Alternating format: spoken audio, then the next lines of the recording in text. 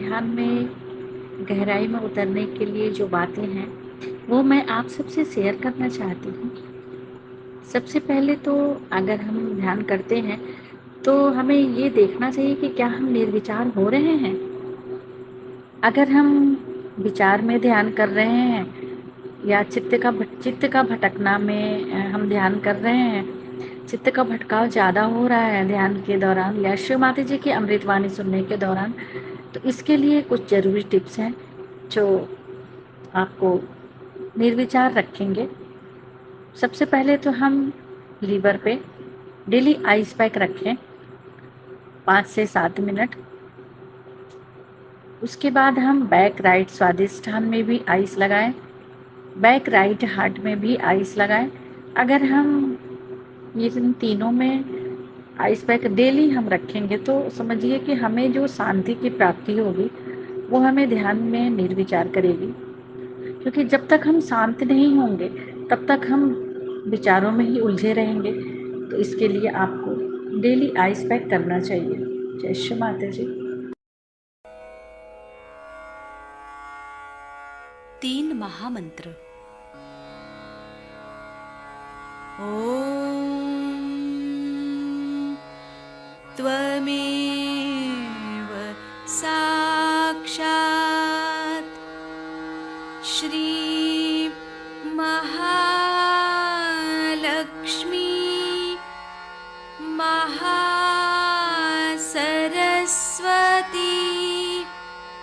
महाकाली त्रिगुणात्मिका कुण्डलिनी साक्षात् श्री आदिशक्ति माताजी श्री निर्मला देव्यै नमो नमः। ॐ त्वमेव साक्षात् श्री कल्की साक्षात् श्री आदिशक्ति माताजी श्री निर्मला देव्यै नमो नमः। ॐ त्वमेव साक्षात् श्री कल्की साक्षात् श्री सहस्रार स्वामिनी मोक्षप्रदायिनी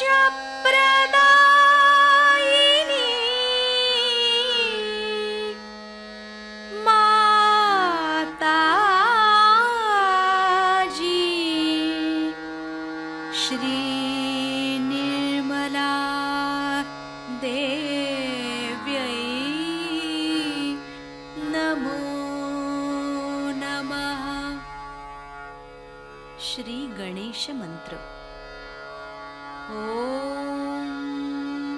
त्वमेव साक्षात् श्री गणेश साक्षात् श्री आदिशक्ति माताजी श्री निर्मला देव्यै नमो नमः।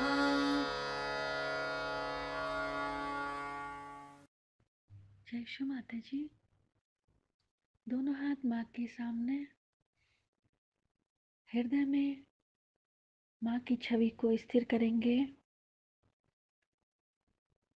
माँ से प्रार्थना, परम पूजनीय श्री माता जी, हम सबको पूर्ण संतुलन दीजिए।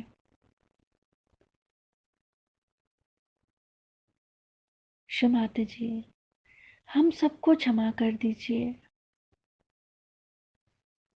हम सभी अज्ञानी हैं। हम सबकी अज्ञानता के कारण यदि आपके शान के खिलाफ जाने अनजाने में जो भी गलतियां होती हैं, हम सभी हृदय से क्षमा मांगते हैं। क्षमाता जी, हमें क्षमा कर ध्यान में उतारिए।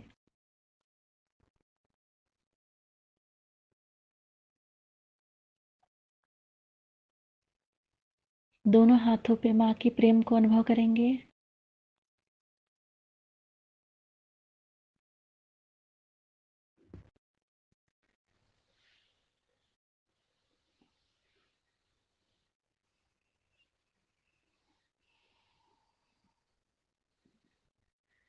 अपना संपूर्ण चित्त अपने तीनों नाड़ियों पे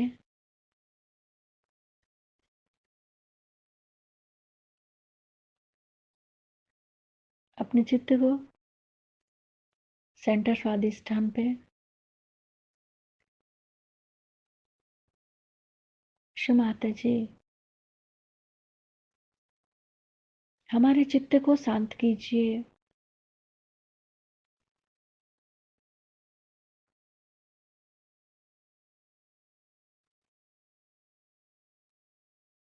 लेफ्ट नाभि को देखेंगे। क्षमाता जी, आपकी परम कृपा में हम शांत हैं, संतुष्ट हैं और उदार भी हैं।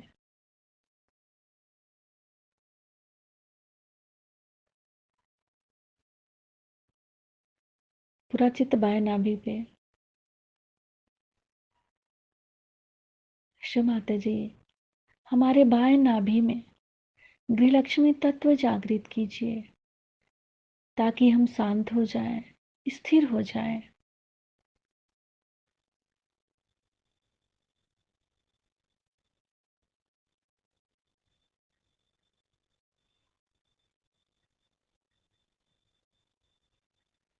अपने पूरे चित्त को पूरे भाव सागर में क्लॉकवाइज।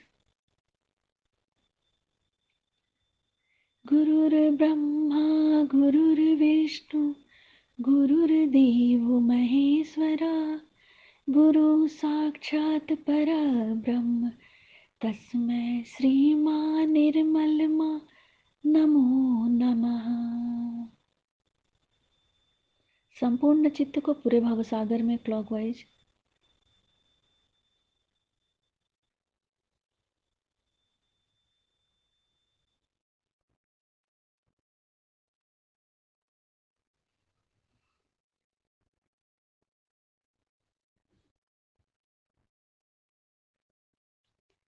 फिर अपने चित्त को राइट हृदय।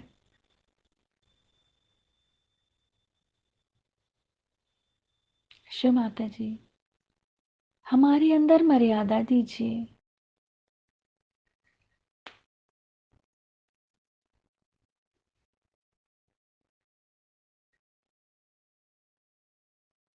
दाहिने हृदय को देखेंगे।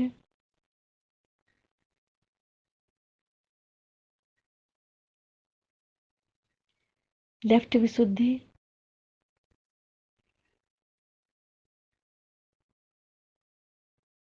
शिव माता जी,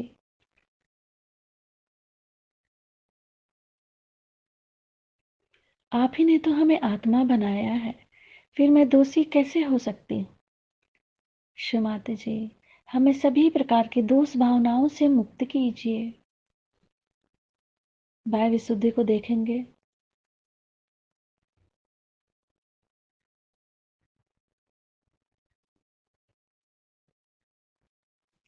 फ्रंट आज्ञा।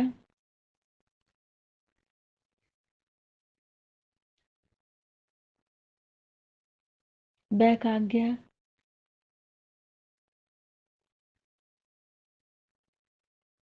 सिर का तालू भाग। सिर के तालू भाग पर माँ के श्री चरण कमलों को देखेंगे।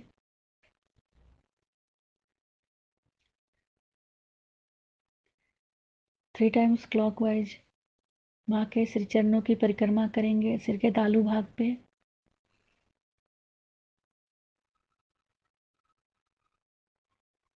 श्री माता जी हमें पूर्ण संतुलन दीजिए।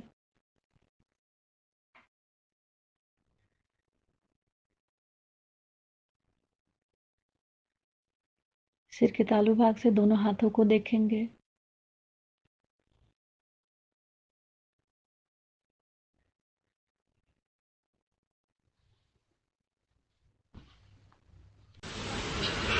और सारे ही इनके शब्द व्यवस्थित, ऐसा लगता है कि निर्विचारिता में लिखे इन्होंने। इतने शुद्ध वर्णन, ये हम जरूर कहेंगे कि सबसे ज्यादा संस्कृत में और उसके बाद मराठी में ही आध्यात्म पे किताबें बढ़िया लिखी, न जाने बड़े गहराई से आध्यात्म पे काम किया गया। अब कोई कहे कि अंग्रेजी भाषा में भी इतना लिखा जाता है माँ, तो वहां क्या शारदा का कोई वो नहीं। अब यही सोचिए कि अंग्रेजी भाषा में आत्मा के लिए स्पिरिट शब्द है ना, शराब को भी स्पिरिट और भूत को भी स्पिरिट, ये कोई भाषा हो? ये शारदा देवी की कृपा से ऐसी भाषा है।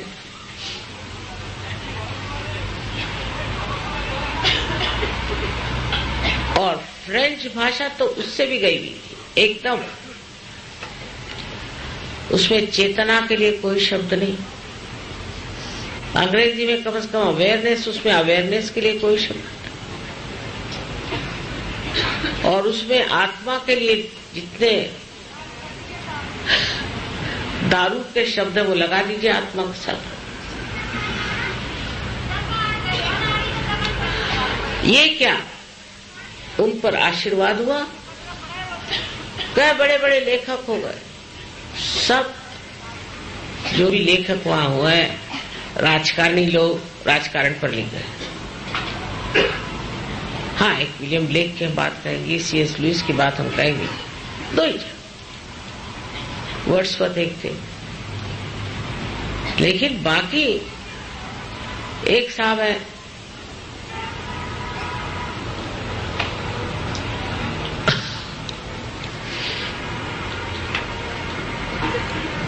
उन्होंने कविता लिखी, वहां रोने की कविता, जैसे अपने यहाँ गजलें होती वैसे रोने की कविता बहुत चलती कि अच्छे भले घर में बैठे खाते पीते आदमी तो नाटक बना के कविता लिखी कि मैं कहीं पे जाकर कैद हो गया, हुए हुए कुछ नहीं होते तो पता चलता, कोई कविता ना, और कैद में ये हुआ और मेरे बाल सफेद इसलिए नहीं हुए और फलाना नहीं हुआ ठिकाना नहीं हुआ, ऐसा।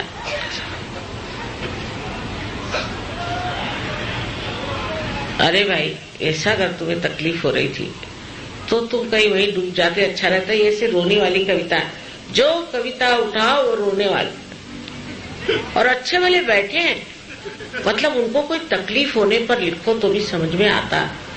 अच्छे वाले बैठे हैं, खूब पैसा कमा रहे हैं, सबको रुला रहे हैं और आप पैसा खा रहे हैं, और लोगों को भी रोना बड़ा अच्छा लगता है। हमारी एक मुसलमान पहचान तो कहले, माता जी ये गजल लोग क्यों गाते? मैंने कहा उन्हीं से पूछो जो गाते, मुझे तो पसंद नहीं। कहने लगे कि जितने लोग गजल पसंद करते हैं वो अपनी बीवी से प्यार नहीं करते, वो कुछ और ही से प्यार करते हैं। मैंने कहा आपने कैसे जाना? मैंने देखा है ये बात, और रोते रहते। अरे अपनी बीवी है, क्यों रो रहे हैं? ये बीवी बैठी जिंदा, उसी के साथ रहो, आराम से मजा उठाओ। अब तीसरे के लिए रो रहे, तू नहीं मिला और तेरी छाया नहीं मिली।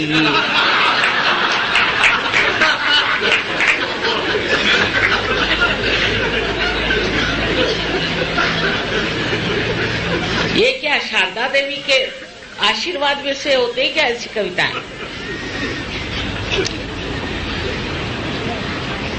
ये सिर्फ लोगों को मूर्ख बनाने के लिए एक और तरह के लोग होते हैं। एक साहब हमारे आए थे बहुत दिन पहले की बात, तो उन्होंने शराब पे बहुत सुना था, बड़े मशहूर आदमी। शराब से ये होता है और फिर मधुशाला होता है और फलाना होता है। फिर मैंने कहा और जो रास्ते पे मरते हैं वो भी तो कहो। लेकिन मैंने फिर ऊपर एक कविता सुनाई उसी वक्त। मैं तो शीघ्र कवि हूँ।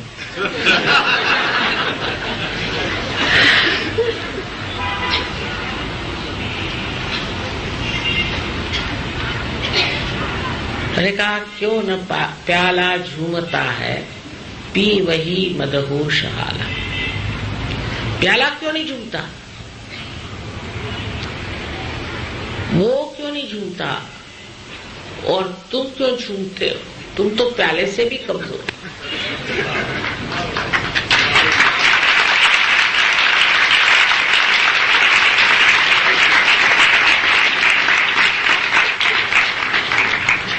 उसके बाद उन्होंने शराब की बात नहीं करी।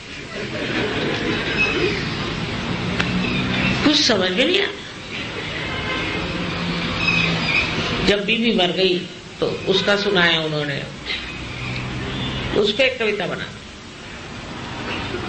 और सुनते हैं 15 दिन बाद दूसरे शादी भी कर ली, फिर उस पर दूसरी कविता बना। जैसा मौका लग गया वैसे। इस प्रकार अपने देश में बहुत सस्ते टाइप के कवि पैदा हुए, और विशेषकर वो कवि जो कि भगवान सब चीज में घसीटते हैं और परमात्मा को मनुष्य के जैसा दिखाते हैं। ये तो महापाप है। और उन पे शारदा देवी की जो भी कृपा है वो महाकाली के दरवाजे में जाने वाली है। माने विद्यापति साहब देख लीजिए, अब राधा और कृष्ण का पता नहीं क्या श्रृंगार सजा है। अरे उस कृष्ण को कहाँ टाइम, उस राधा को कहाँ टाइम कि श्रृंगार श्रृंगार करें। सारे विश्व की जिसको चिंता, और राधा, रा माने एनर्जी और धा माने धारने वाली, उसको क्या ये सब दुनिया भर का रोमांस करने की फुर्सत है। अब डाल दिया उनको रोमांस।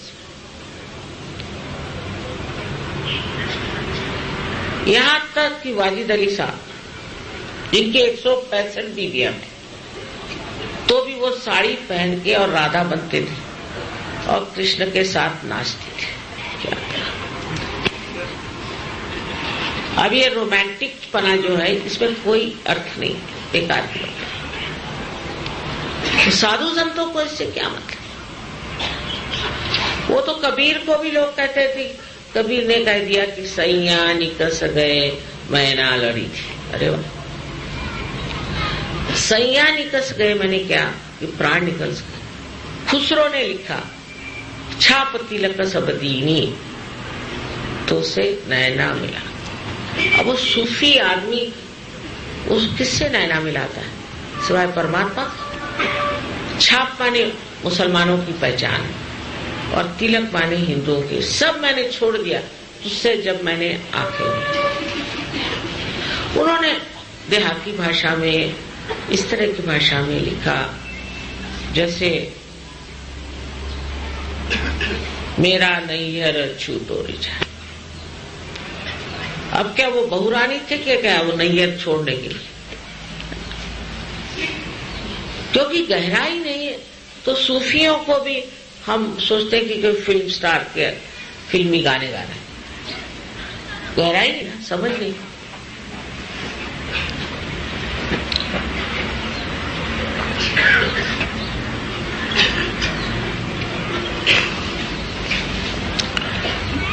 तो शारदा जी भी जो है वो भी कभी कभी महामाया स्वरूप हो जाती है। जैसे ज़ैन के जो कवि लिखते हैं वो एक सहयोगी समझ सकता और कोई नहीं समझ सकता। वो जिस तरह से कोई चीज का वर्णन करते हैं, छोटी सी चीज, या जिस तरह के वो चित्र बनाते थे वो बहुत ही सूक्ष्म, और उसकी संवेदना सिर्फ एक योगी जन ही कर सकते और कोई नहीं कर सकता।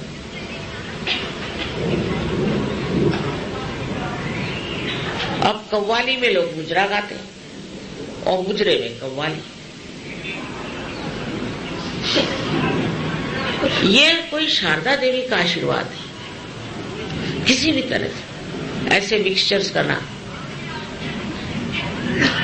संगीत में भी शुद्धता हो चाहिए।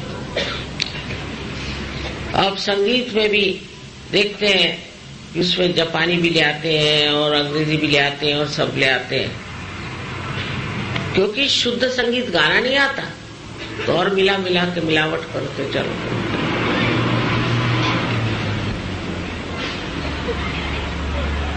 देहात में गाते हैं लोग कितने प्रेम से, और शारदा देवी के पूर्ण आशीर्वाद, उनके आशीर्वाद से ही जितने महान ग्रंथ हैं वो बने संसार, जितने महान नाटक या कादंबरियां लिखी गई वो सब शारदा देवी के आशीर्वाद से। किंतु इस वर्तमान काल में ऐसा लगता है कि शारदा देवी ने अपना हाथ कुछ रोक लिया है या ये आशीर्वाद कम है। इस राजस्थान में जो कला का प्रादुर्भाव हुआ है, मैं देखती हूँ कि 2-3 साल में ही एकदम कला फूट पड़ी। ये बिल्कुल शारदा देवी का ही आशीर्वाद है, इसमें कोई शक नहीं। ऐसी ऐसी नक्काशियां, ऐसी ऐसी चीजें बनाने लगे लोग हाथ से अपने, बड़ा आश्चर्य। पहले भी यहाँ बड़ी अच्छी नक्काशियां होती थी, लोग तराशते थे, पर आप सारे पॉटरीज में देख लीजिए, कहीं देख लीजिए, क्या सुंदर सुंदर कलर्स, बढ़िया ऐसे रंग बिरंगी ऐसी चीजें। हम कल ही एक फैक्ट्री देखने गए थे, तो इसलिए मैंने सोचा आज ये साड़ी पहने, ये राजस्थानी रंग है सारे, और डरते नहीं। ऐसा रंग, हर एक तरह का रंग पहनते हैं। अंग्रेज ऐसे नहीं, वो कहते हैं कि एक अगर बॉर्डर हो तो उसके ऊपर बिल्कुल कुछ नहीं, स्पेस्ड आउट होना चाहिए। वो क्योंकि दिमाग उनके स्पेस्ड आउट है, मेल नहीं ना, हृदय में और दिमाग में मेल नहीं है। इनको भाषा समझती नहीं, कुछ भी बोलो।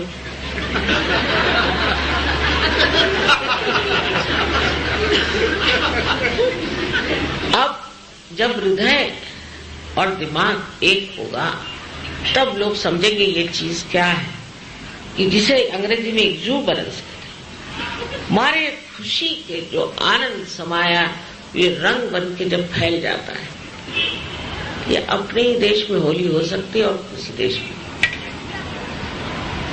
रंगों के जो हमारे यहाँ खेल होता है, रंगों के साथ जो हमारे यहाँ साड़ियां बनती हैं, कपड़े बनते हैं, लहंगे बनते हैं, ये सब उनके देश में कहा। वहां तो ग्रे कपड़े पहन के चलो, अब ग्रे से बढ़ गए तो काले, ऐसे भूत के जैसी शक्लें, और ऊपर से काले कपड़े पहन के घूमते। एक से उतरे तो दूसरे, उनकी कोई हिम्मत है सिर्फ एक भी साड़ी बना के दिखा दे तो हम फिर से अंग्रेजों को मान लेंगे। एक रंग बिरंगे हर तरह, औरतों के ड्रेस होते हैं, इस राजस्थान में तो क्या कहें ना, सुंदर शारदा देवी ने यहाँ इन लोगों को बसाया। बस एक बात जरूर कहूंगी कि यहाँ सफाई का ख्याल करो। औरतें बहुत साफ है, घर वगैरह साफ रखती हैं, पर बाहर बहुत करती है। आदमी लोगों को मतलब ही नहीं है हमारे यहाँ बाहर से, सब कूड़ा बाहर बिकता है। और प्रदेश में बाहर साफ है क्योंकि आदमी लोग खुद साफ करते हैं।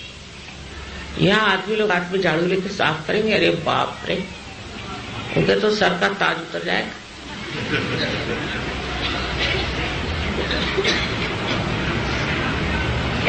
तो सफाई और व्यवस्थितता ये भी शारदा देवी का ही आशीर्वाद है।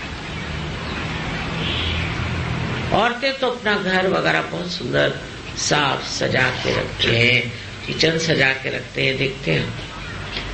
पर आंगन से बाहर हुए कि आदमियों के सब वहां मुझे सर नजर आते हैं। घर ऐसी प्रथा हम सीख ले अंग्रेजों से कि वो सब आदमी मिल करके संडे के रोज इसका जलसा मनाते हैं। सब लोग आपस में बाहर निकल करके और सब मिल के जलसा करते हैं। चलो सफाई करेंगे, गार्डन ठीक करेंगे, ये करेंगे, वो करेंगे।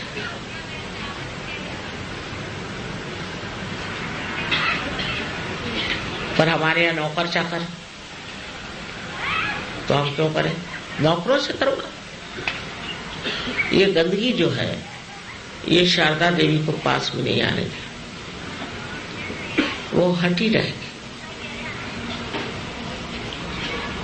बहुत जरूरी है कि सफाई करनी चाहिए और सफाई भी सुचारू रूप से आर्टिस्टिक होनी चाहिए। यहाँ तो बहुत ही कला का प्रारूप है और ये कोई सोच भी नहीं सकता, ऐसी चीज और कहीं बन ही नहीं सकती जो आपने बना कर रखी, असंभव। लेकिन है, कला है, आपके पास सब कुछ है, पर इस मंडप तक, पूजा तक और उसके बाद तो सीमा में आप बांध नहीं सकते। शारदा देवी को वो असीम और उनकी कृपा असीम तक चलती। आप कहें कि बस हम तो शारदा देवी की पुजारी हैं, हमारे घर तक, तो ऐसी बात है। वैसे बहुत ही कलापूर्ण यहाँ के घर, बहुत सुंदर। इतने सुंदर घर आपको मेरे ख्याल से हिंदुस्तान में कहीं नहीं मिले। उसका कारण है कि यहाँ की पृथ्वी से ये बढ़िया पत्थर निकले, बढ़िया एक से एक, और उसको आपने इस्तेमाल किया। और पत्थर है, इसके अलावा और भी यहाँ बड़ी कलात्मक चीजें, इतनी कलात्मक चीजें इस धरती ने आपको दी। ये भी शारदा जी की कृपा से कि आपके अंदर ये शक्ति आई कि इन पत्थरों को आप तराशें और उसका कुछ उपयोग करें।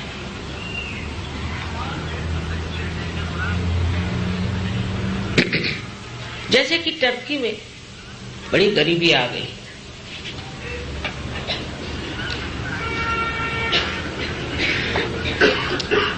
और बड़े कलात्मक लोग, कुछ मेरी अकल में नहीं आया कि इतने कलात्मक लोग हैं और इनमें इतनी गरीबी क्यों आ गई, आखिर क्या बात? पता हुआ कि वहां जर्मन लोगों से बड़े इम्प्रेस्ड है, क्योंकि टर्की से बहुत से लोग जर्मनी गए थे, इसलिए जर्मन लोगों को बहुत बात है।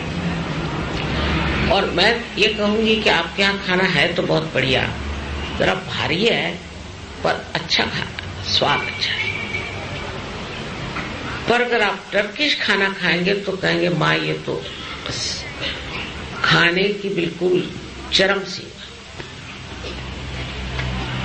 और एक साथ एक होटल में हम गए थे, 5000 आदमी खाना खाता और गरम गरम ऐसी फूली हुई रोटी और कुछ पूछे। मुझे ऐसे जरा खाने की इतनी अकल नहीं है, तो मेरा वर्णन करना कोई विशेष न होगा, पर अगर कोई टर्की जाके वहां खाना खाए तो कहेगा कि वाह क्या, ऐसे तो हमने कभी खाना खाया। बहरहाल जो भी हो, इतना अच्छा वहां खाना मिलता है कि परदेश से लोग आकर के खाना खाएं। पर आपको हैरानी होगी कि ये टर्किश लोग जर्मनी से खाना मंगा खाते हैं और कपड़े सिलते हैं वहां, जर्मन भेजते हैं कपड़े, वो सिले जाते हैं टर्की में, फिर वापस जाते हैं जर्मनी और फिर वहां से इंपोर्ट होते हैं।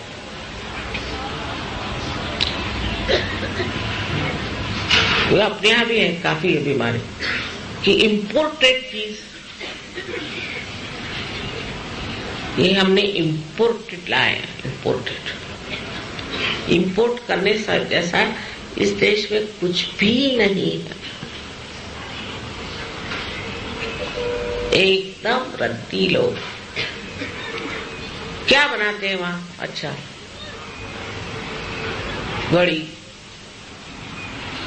घड़ी बनाए, ये तो गुलामी की चीज, बेकार। अपने देश में जो चीजें बनती हैं उसका क्या कहें। उनके यहाँ जो पॉटरी बनती है टर्की में, आपको दुनिया में ऐसी पॉटरी मिले, चाइना से भी बेटर। लेकिन उनके रोजनथाल के डिनर सेट में खाना खाते हैं। तो आप गरीब नहीं होंगे तो क्या होंगे? और कल हम लोग बड़े गरीब हो गए, कहा और जाओ अब जर्मनी में जाके भीख मांगो, वो भी अच्छा रहेगा। तो शारदा देवी की जिस देश पे इतनी कृपा है, उनको क्या जरूरत है परदेसी चीजों को इस्तेमाल करने की।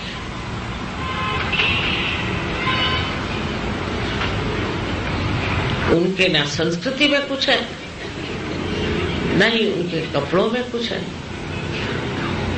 और नहीं उनके खाने पीने में कुछ है। सब टिन का खाना खाते हैं सुबह से शाम तक, ताजी सब्जी वहां मिलती नहीं। अब कांटे चम्मच से खाए बगैर आजकल लोग सोचते हैं कि आप देहाती हो गए। अब ये बाहर के सहयोगी हाथ से खाते हैं और अपने इंडियन सहयोगी जो हैं वो कांटे चम्मच से खाते हैं। यहां तक इस कदर हम अंग्रेज होने की कोशिश कर रहे हैं कि गणपति पुणे बड़े मुश्किल से इंडियंस के लिए और फॉरेनर्स के लिए अलग अलग बाथरूम्स बनाए, इंडियंस के इंडियन के ढंग के और फॉरेनर्स के ढंग के। तो इंडियंस ने कहा कि हमें तो वैसे अंग्रेजी ढंग के चाहिए वहां। अच्छा, अंग्रेजी ढंग के आपको चाहिए, और फॉरेनर्स बहुत खुश हुए कि हिंदुस्तानी ढंग के आपको, वेरी क्लीन, मतलब वेरी क्लीन, वो बहुत खुश है। लेकिन हिंदुस्तानियों को तो अटैच्ड चाहिए। पहले जाते थे जंगलों में और अब अटैच्ड।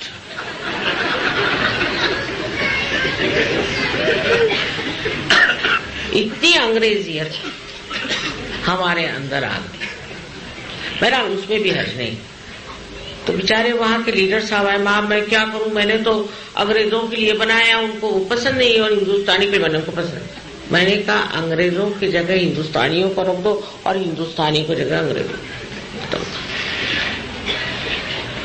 सोल्यूशन तो निकल आया, लेकिन मेरे दिमाग में ये बात आई कि ये अच्छी बात है।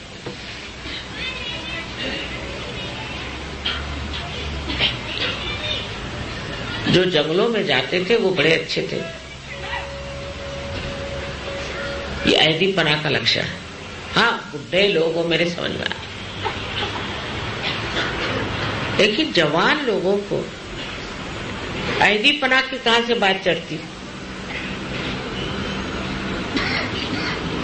क्योंकि वो विदेशी चीज है, इसलिए बहुत ज्यादा स्मार्ट। कम से कम औरतों में थोड़ी अकल आ गई। पहले मैं नायलॉन की साड़ियां हमारे घर वालों के लिए लाती थी तो बहुत खुश होती थी। उन्होंने कहा, माँ हम तो अपनी यहाँ की साड़ियां पहने, या हमें नहीं पसंद। अब वहां कोई सिल्क की साड़ियां मिलती, वहां तो नायलॉन की मिलती। अगर वहां से साड़ियां लानी तो नायलॉन की लाई, बतलाओ साड़ियां हमको नहीं चाहिए, तो मेरे घर वाले। लेकिन बाकी लोगों में ऐसा नहीं। एक देवी से हमने कहा, भाई वहां तो नायलॉन की नहीं, मैं तो शिफॉन पहनती हूँ, सिर्फ शिफॉन। ये मोटी है और मैं शिफॉन पहनती हूँ। मैंने कितने गज लगते हैं आप?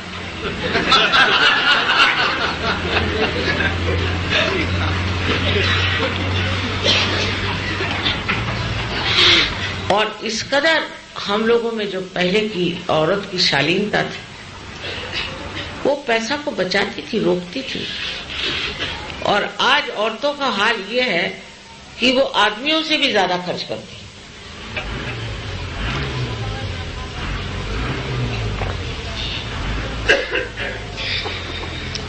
कहीं हेयर ड्रेसर के पास जाओ, नाखून कटवाने तक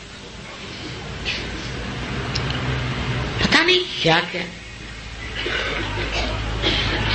अमेरिका में एक आर्टिकल निकला था बहुत अच्छा कि आजकल इसलिए डिवोर्स हो रहे हैं क्योंकि हेयर ड्रेसर आ गए। कुछ मुझे संबंध समझ में नहीं आया। कल ऐसे आदमी किसी एक औरत पर गर्व फिदा हो जाए तो वो उनके हेयर ड्रेस पे होते। अब दूसरे दिन का हेयर ड्रेस बदल गया तो इसका भी मन हट गया। अब रोज ही आप अगर हेयर ड्रेस बदलते फिरे तो उतने वो आप पति करिए, उतने आप पत्नियां करिए, तो कोई आश्चर्य की बात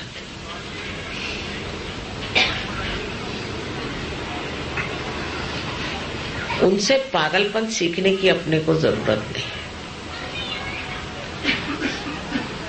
कम से कम हिंदुस्तान में औरतों ने अपना तरीका छोड़ा नहीं। बहुत सी औरतों ने छोड़ दिया, लेकिन जिनको घोड़े पर तो छोड़ो, गधों पर भी बैठना कभी हुआ नहीं। वो हम देखते हैं जिस तरह से उनका बर्ताव शोभा ही नहीं देता है एक हिंदुस्तानी स्त्री। जिस तरह से वो चलती हैं, घूमती हैं, अपने को समझती है। जिस दिन औरत ने अपनी शालीनता छोड़ दी, उसी दिन उसके अंदर से जितना कुछ शुद्ध कला का स्वरूप कहिए या स्त्री का स्वरूप, पत्नी का स्वरूप, माता का स्वरूप, सब खत्म हो जाए।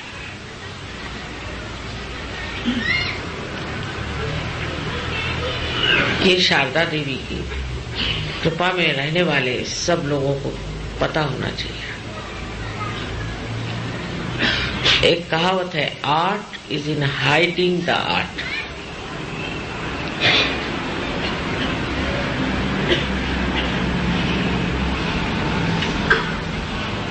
कि आप जो भी कुछ करते हैं उसमें दिखावे की जरूरत नहीं और उसमें शोबाजी की जरूरत नहीं,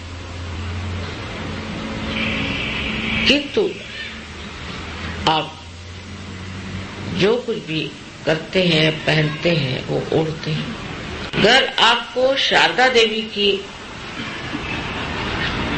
पूर्ण मेहरबानी चाहिए तो दूसरों के लिए करिए, अपने लिए नहीं। दूसरे क्या करें?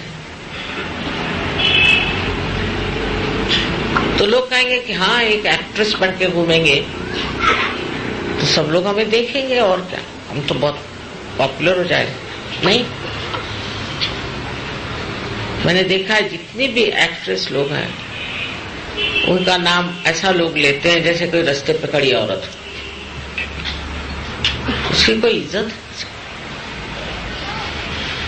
नुमाइश की चीज।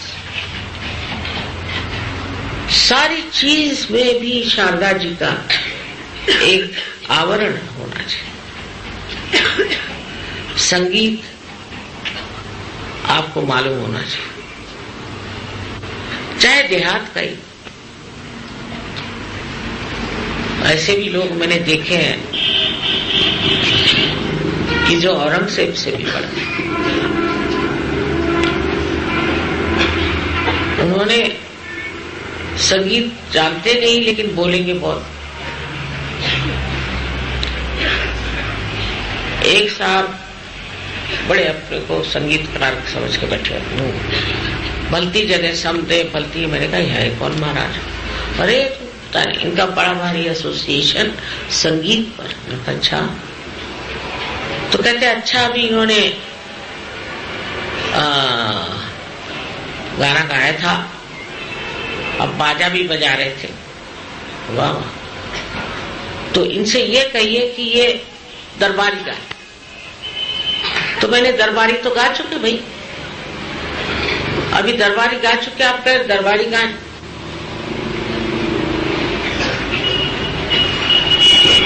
तो फिर कन्नड़ा गाएं, दरबारी कन्नड़ा एक रात।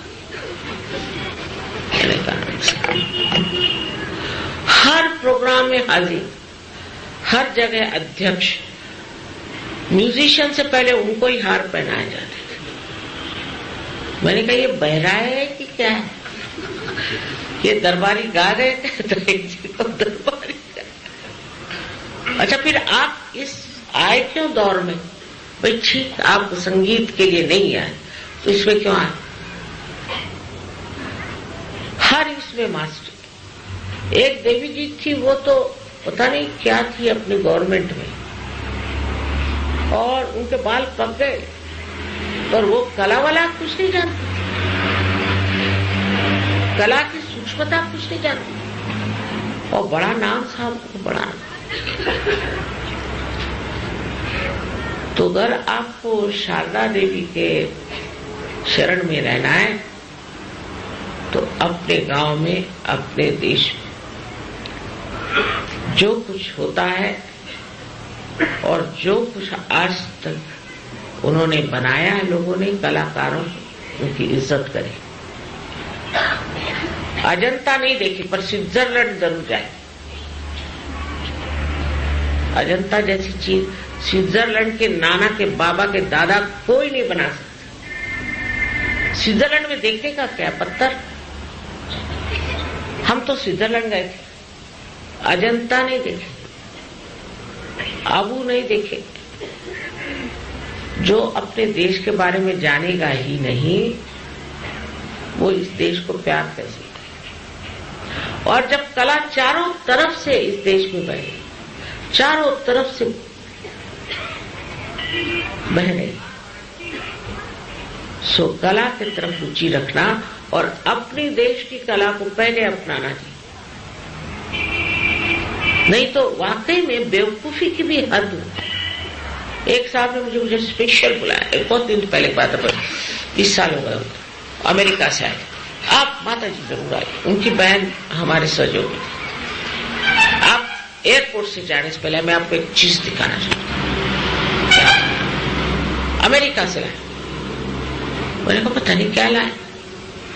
मैं वहां गई तो देखती क्या, वो एक पंप लेके आया और एक बलून में भरने लग गया। कहीं क्या दिखा रहे, उसका सोफा बन गया। चले देखिए,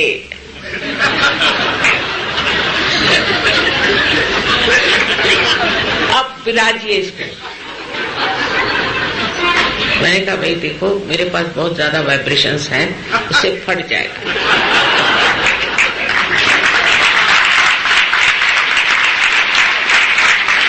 मेरे लिए कोई तखत बिछा दो तो उस पर मैं बैठ जाऊंगी भैया, मेरे बस का नहीं तो मैं जमीन पे बैठती हूँ, मैं अपनी देसी हिंदुस्तानी मोटी औरत हूँ, मेरे बस का नहीं।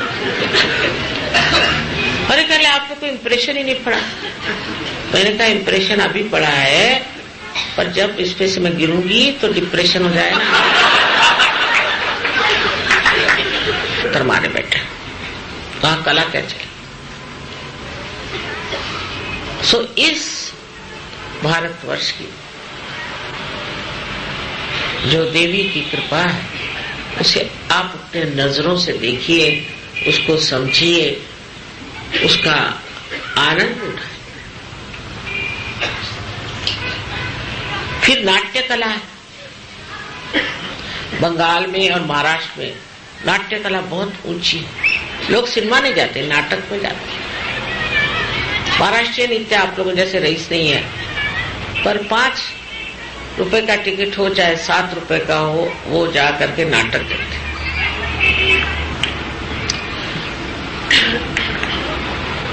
जिसमें नाट्य कला हो। पहले सिनेमा बहुत अच्छे होते थे, लेकिन अब सिनेमा तो गड़बड़ा गए, अब नाटक भी गड़बड़ा जाए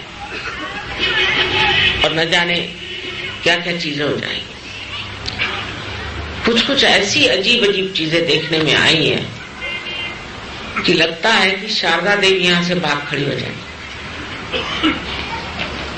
उनका मान तो छोड़ा, उनका बिल्कुल अपमान लोग करते हैं। इतनी विचित्र चीजें मैंने स्टेज पर इंडिया में देखी कि मुझे आश्चर्य लगता है कि अभी तक चल कैसे रहे।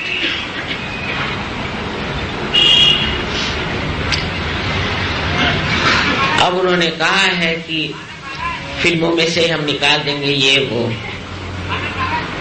हमारे जिंदा जी कभी हम देख लें कि ये सब गंदगी निकल जाए तो बड़ा आनंद आएगा। तो इंडिया की जो आर्ट है वो सुबक, जैसे आप चाइनीज आर्ट देखिए तो सिंह जैसे भूत के जैसे बना चाइनीज, और इजिप्ट के आर्ट देखिए तो सब डेड, उनके ममीज बनाएंगे, कहीं कुछ बनाएंगे, आदमी ऐसे बनाएंगे कि जैसे कोई लाश खड़ी कर दी। पहले इंग्लैंड अमेरिका में भी कला ठीक थी जब तक रियलिस्टिक बनाते रहे, फिर इम्प्रेशनिस्टिक बनाए तब तक भी ठीक थी। पर अब जो वहां मॉडर्न कला बन गई है, ये आपके मेरे और किसी भी इंसान के बस की नहीं। ऐसी विकृति आ गई है कि लगता है शारदा देवी वाकई भाग गई है इन दोषों से। और जितनी गंदी और जितनी उल्टी सीधी और जितनी अधर्मी पिक्चर बनेगी उतना ही उसका दाम लगेगा। सिनेमा में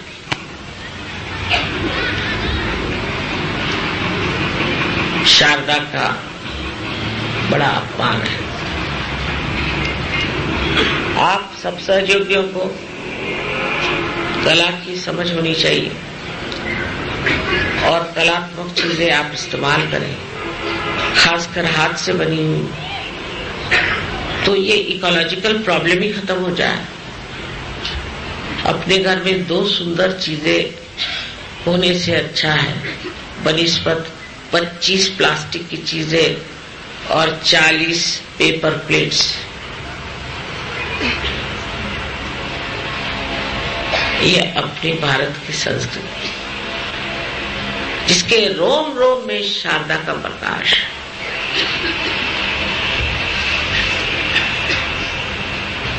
औरतों ने इसे बचाए रखा है। अब आदमियों को भी चाहिए कि समझे। लेकिन हिंदुस्तान में तो ऐसे बहुत से लोग हैं, वो 4 रंग से ज्यादा 5वां रंग नहीं जानते। आप जानते हैं ना डॉक्टर साहब, बहुत से रंग पाते हैं। नहीं तो डॉक्टर लोग नहीं जाते। मैं तो डॉक्टर के साथ रही हूँ, डॉक्टर के साथ पढ़ी हूँ।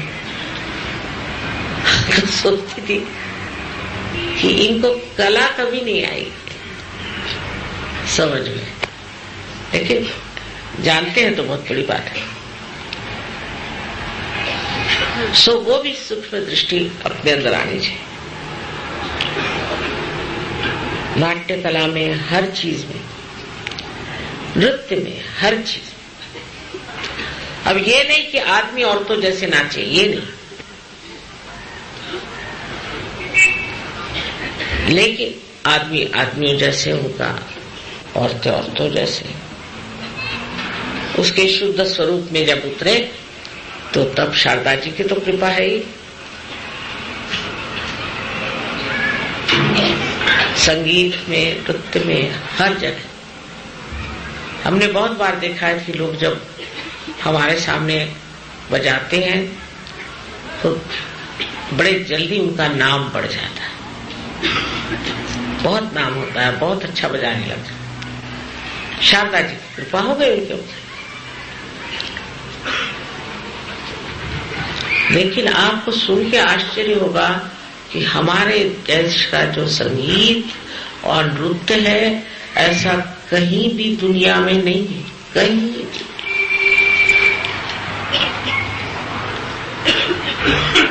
इस तरह।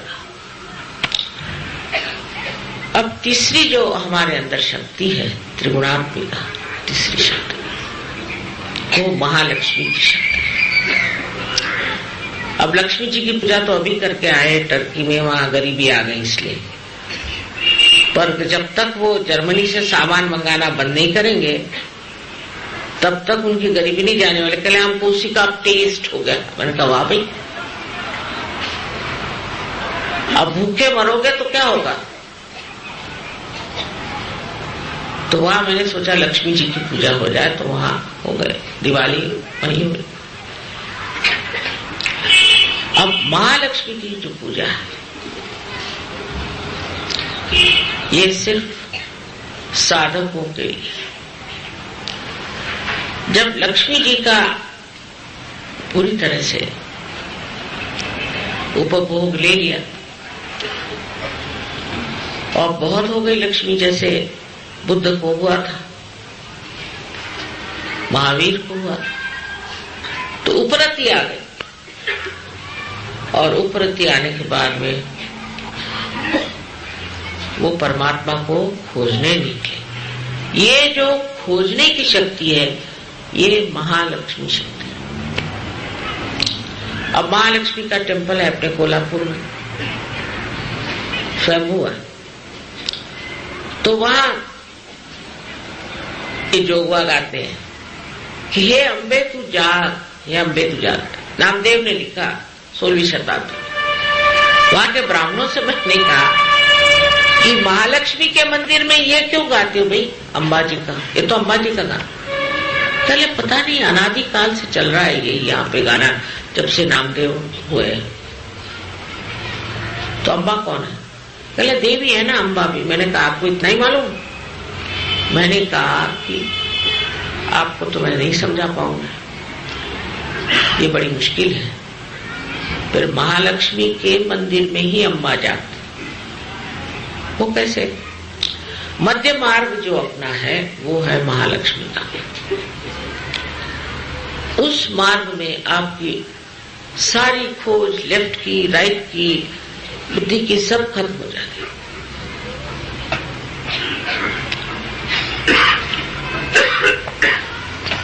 और आप मध्य मार्ग में आ गए। जब आपने खोजना शुरू कर दिया तो फिर आप पर महालक्ष्मी की कृपा होती है। और इसे बाइबल में रिडीमर कहा है। 3 शक्तियां बताई उन्होंने। पहली शक्ति को कहा है comforter, left side. Right side को कहा है काउंसिलर, और बीच वाली को रिडीमर। ये होली घोस्ट की 3 शक्तियां। सो जो मध्य मार्ग में जब आप प्रवेश करने लगते हैं और मध्य मार्ग में आ जाते हैं, तब आप एक साधक हो गए और साधक के ऊपर महालक्ष्मी उमड़ पड़ते हैं। महालक्ष्मी की कृपा,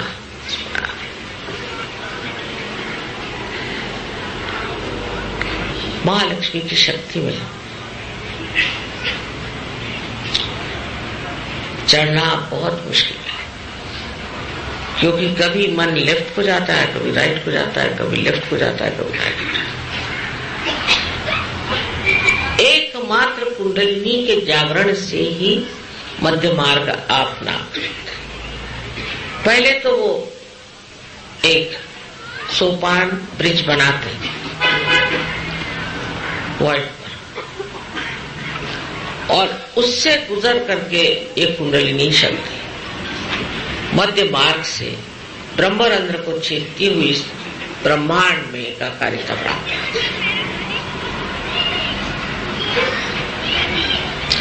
और जब ये घटना हो जाती है, उसके बाद त्रिगुणात्मिका मिलकर के आपकी मदद करती है। आज्ञा चक्र को छेद कर जब आप सहस्त्रार में आते हैं, तो यहाँ आदिशक्ति का स्वरूप महामाया स्वरूप है। सहस्त्रारे महामाया, सहस्त्रारे महामाया।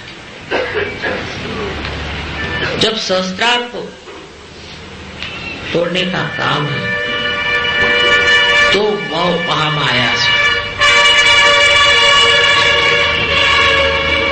और वो स्वरूप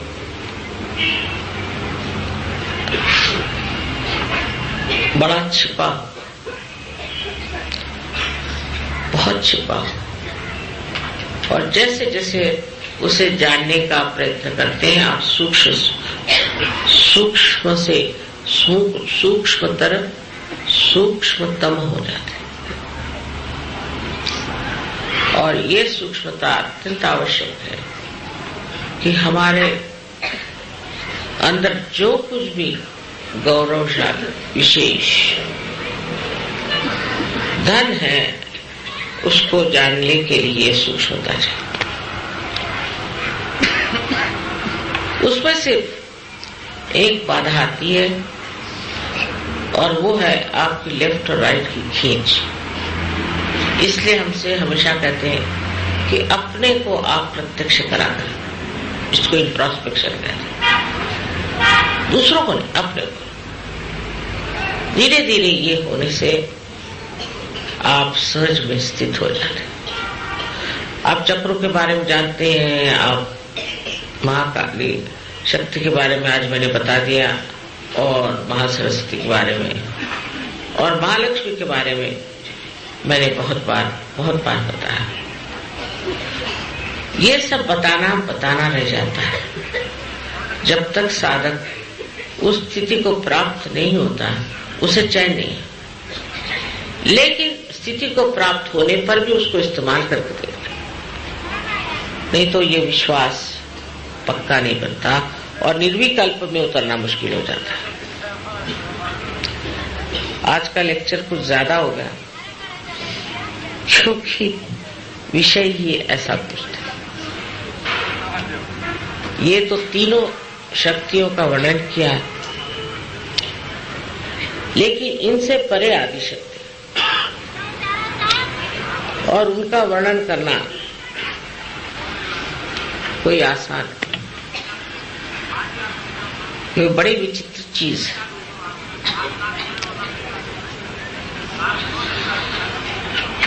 उनका वर्णन करना तो कठिन काम। आप ही लोग उनका वर्णन कर सकते हैं, मैं तो नहीं।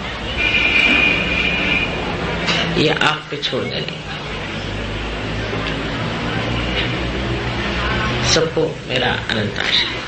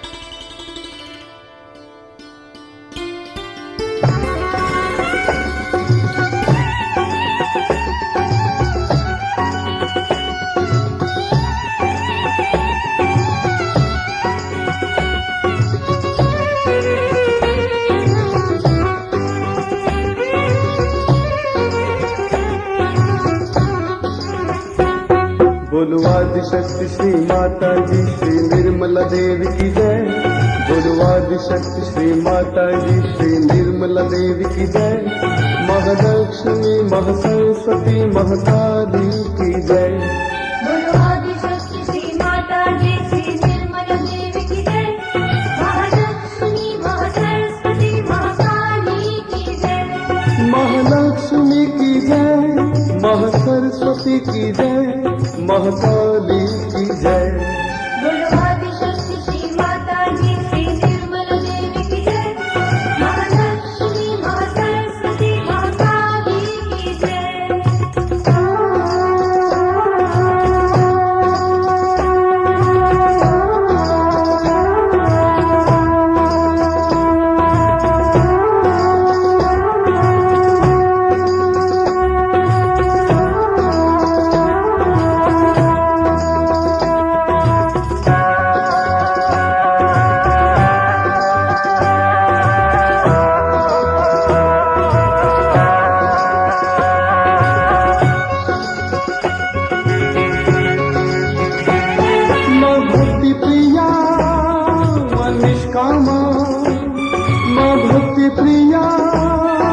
निष्कामा है निर्गुण मां निष्पापा मां है निर्गुण मां निष्पापा मां। सारा ब्रह्मांड है जिसने रचा निर्मल की जय। सारा ब्रह्मांड है जिसने रचा निर्मल की जय। महालक्ष्मी महासरस्वती महाकाली की जय। गुरुवादि शक्ति श्री माता जी श्री निर्मला देवी की जय। महालक्ष्मी महासरस्वती महाकाली की जय।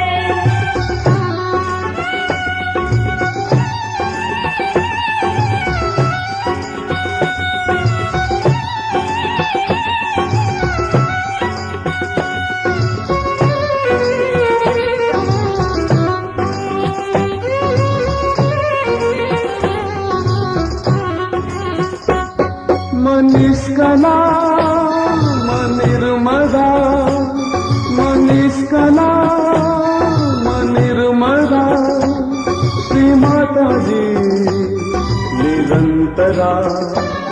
श्री माता जी निरंतरा। ब्रह्मा विष्णु शिव शक्ति मां निर्मल की जय। ब्रह्मा विष्णु शिव शक्ति मां निर्मल की जय। महालक्ष्मी महासरस्वती महाकाली की जय। गुरुवादि शक्ति श्री माता जी श्री निर्मला देवी की जय। महालक्ष्मी महासरस्वती महाकाली की जय।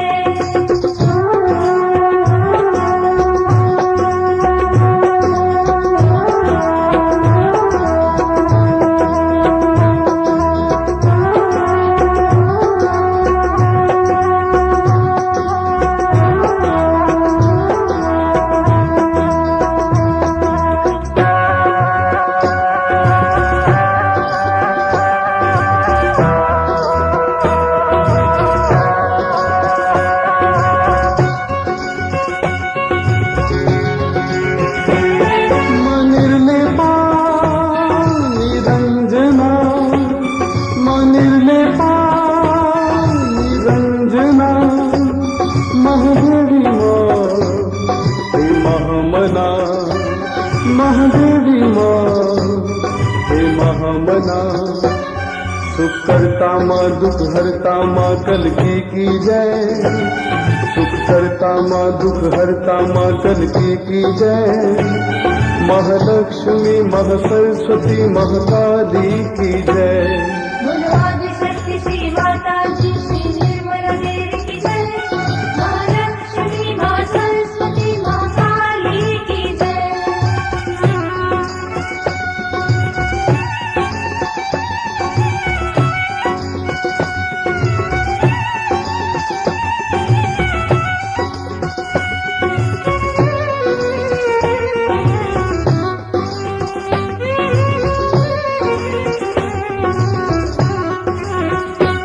महामाया मां जग जननी मां। महामाया मां जग जननी मां। करनी माँ, दुख हरनी माँ, शुभ करनी माँ, दुख हरनी माँ।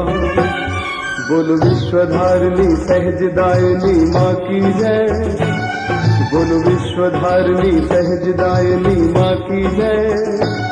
महालक्ष्मी महासरस्वती महाकाली की जय। बोलो आदिशक्ति श्री माता जी श्री निर्मला देवी की जय। महालक्ष्मी माँ सरस्वती महाकाली की जय। महालक्ष्मी की जय, महासरस्वती की जय, महाकाली की जय।